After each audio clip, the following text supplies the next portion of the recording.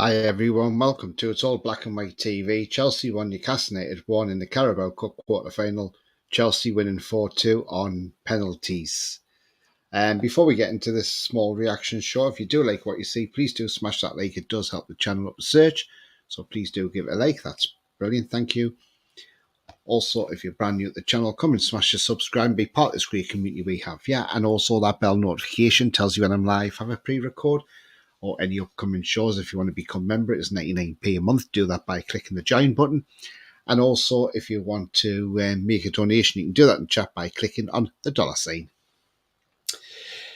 Right, okay, let's get down to business here. And look, high hopes before the game started.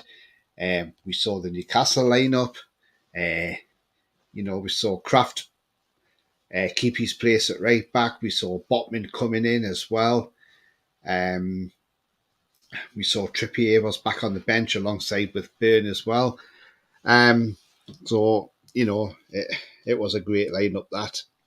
Then we saw the Chelsea lineup as well.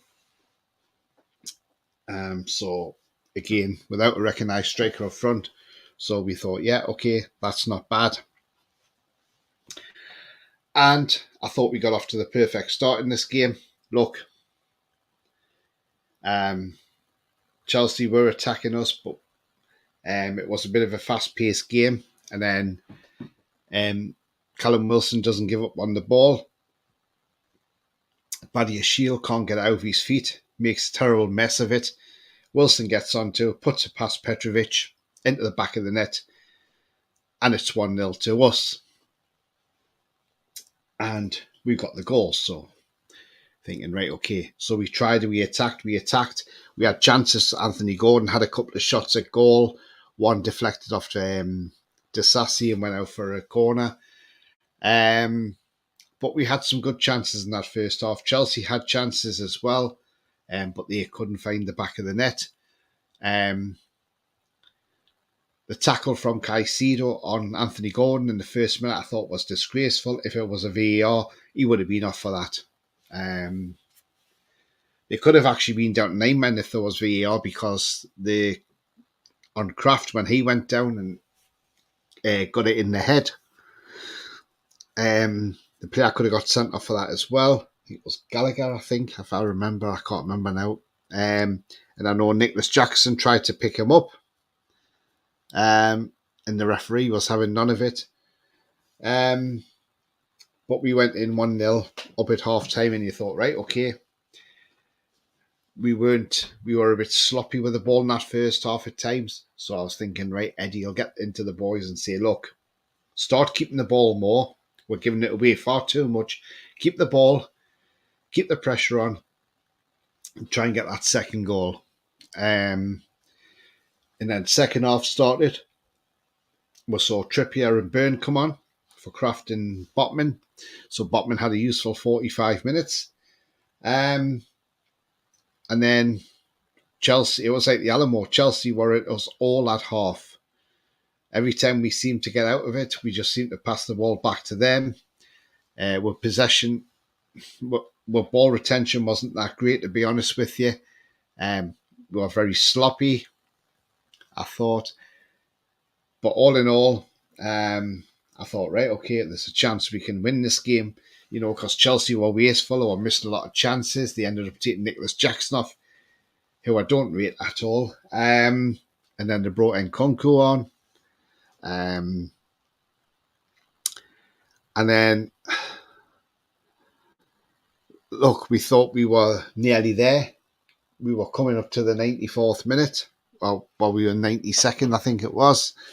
And, we're thinking, right, just a few minutes now, let's hold on. And we've got this game, And what happens? There's a mistake in our box by Trippier. And now I'm trying to work out what he was doing with his header, because was he trying to header that back to Dubravka? I don't know what he was doing.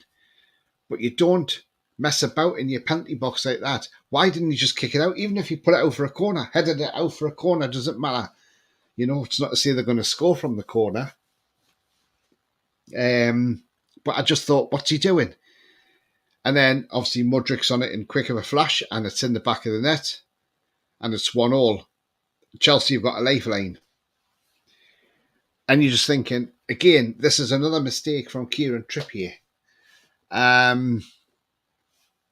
So it's 1-1, goes to penalties.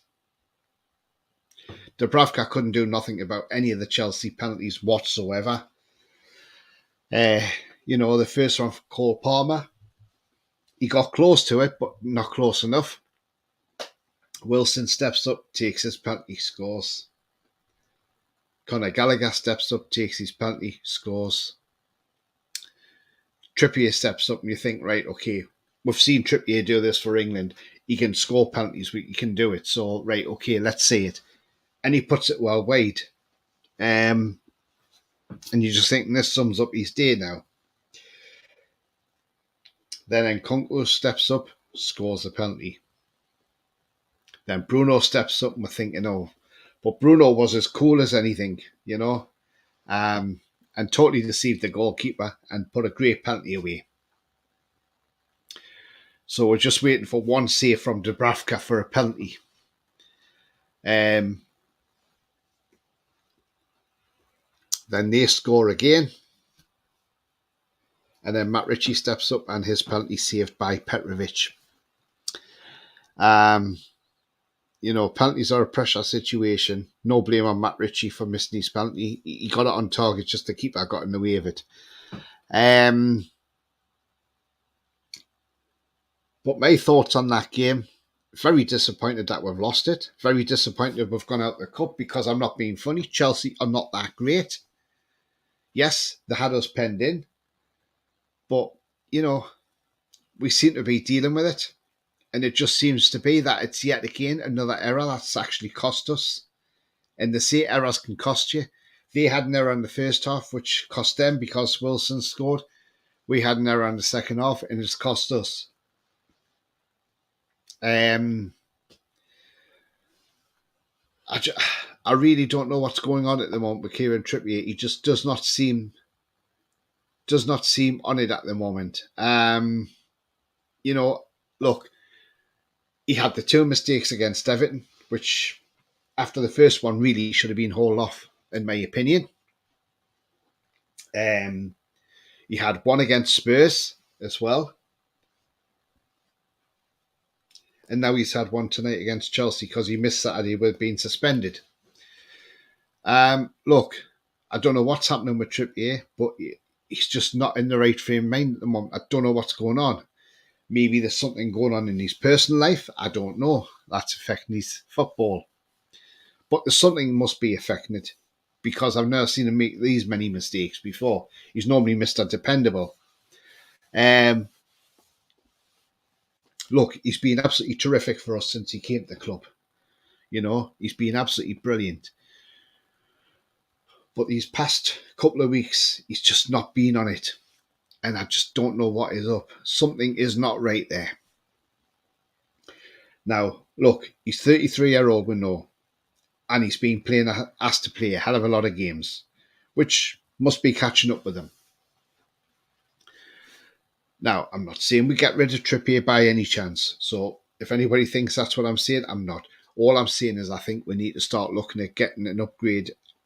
Not an upgrade as such, but looking to buy somebody else in his position. Yes, we've got Livramento, who can play it right back, but it looks like he's going to be the preferred left back.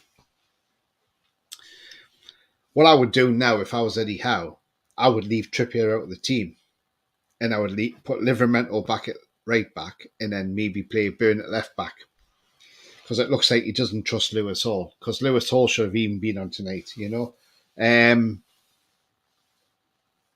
So maybe put, Burn at left back. I don't know what you guys think. What do you think's gone wrong with Trippier of late? Has he really, has he gone downhill rapidly for some reason? Is there something affecting his life behind the scenes that nobody knows about? We don't know. All I do know is we should not have lost that game tonight. We should have won this game tonight. And it just felt like Paris all over again, didn't it? But one thing we've got to sort out is the away form.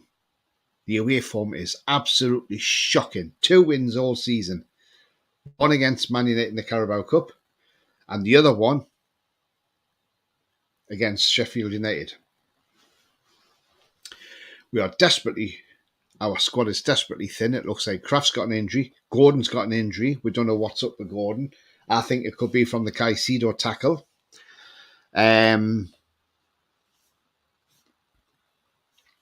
Then we've got our next games away from home. Luton Town away on Saturday.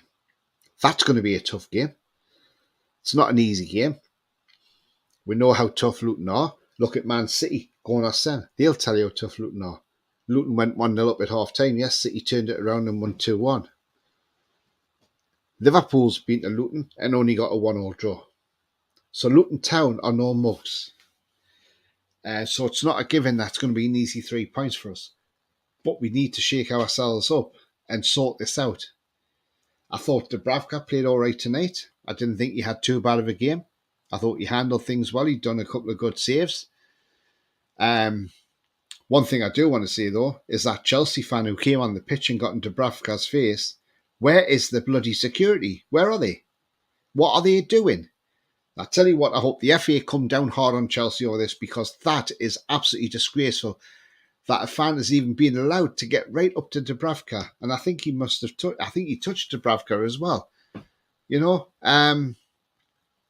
How has he managed to get on the field, and why have the security just let it happen? So the FA have to come down hard on Chelsea for this now. They have to. But yeah, going back to the game, I think we got to start looking at we got to start upgrading some of these players. There's no more room for sentiment now. That is it now. Look, Lascelles has been great for us in the absence of when Botman was out, and now that shares out. But is Lascelles the player to help us at the next level? No, absolutely not. Miggy Almiron. Is he a great right winger? No. Is he a great workhorse? Yes, absolutely 100%. His work ethic, the way he gets around the pitch, is brilliant. But right wing, sorry, he's not good enough. He doesn't get assists and he doesn't get half the goals. Last season he was scoring for fun. This season, he's not getting anywhere near because he's been worked out, because they know he's got to go from right to his left foot to strike. And that's why they're getting players on him. So you got to look at upgrading Mickey. I'm not saying sell Mickey, keep him as a squad player, but upgrade him. Get a right winger in that scores and assists. That's what you need, Where on the left we've got that with Gordon. He scores and he assists. So we just need that on the right. I thought the midfield didn't look great tonight against Chelsea, in all honesty. But I'm not going to sit here and criticise the team because we've done well to get as far as the quarterfinals, but technically we should probably be in that semi-final draw. But look, it is what it is. We are out the Carabao Cup. And it's another mistake that's cost us yet again. But as I say, do we drop Trippier for a few games and see you're on the bench now? And start playing Livramento right back and maybe either Burn or Hall if he fancies Hall at left back. Got to start doing something different, and we got to look at some more players in January. I still see people say we need a keeper. I think so, maybe. Yes, Dubravka hasn't been too bad, but against Spurs and Everton he weren't that great. But, the last couple of games he's been a little better. But you still want to you want a top flight keeper. You want a keeper who can play better with his feet as well. So look, but we definitely need some beefing up in that midfield. We need creativity there as well. You know, is a Ruben Neves around the corner? Do we get him in from Saudi on loan? I don't know.